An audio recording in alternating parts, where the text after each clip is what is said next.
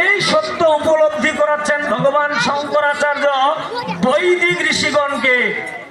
কি বলছেন?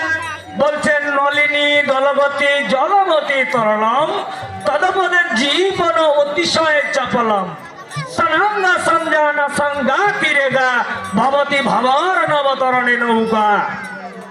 বলছে পদ্মপত্রে বারিবিন্দু যেমন চঞ্চল মনুষ্য জনমটা হয় তেমনই চপল।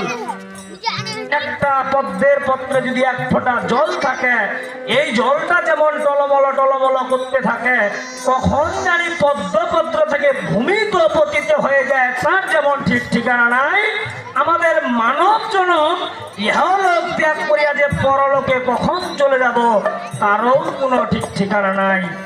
এই জন্য ভগবান শঙ্করাচার্য বলছেন যে ক্ষণ কালো বসে যদি কেউ সৎসঙ্গ করে বা ক্ষণকাল বসে যদি কেউ ভগবানের গুণকীর্তন করে বা ক্ষণকাল বসে যদি কেউ গীতার কথা শ্রবণ করে, তবে এই শ্রবণে তার ভবপারের পরি হইয়া যাইতে পারে।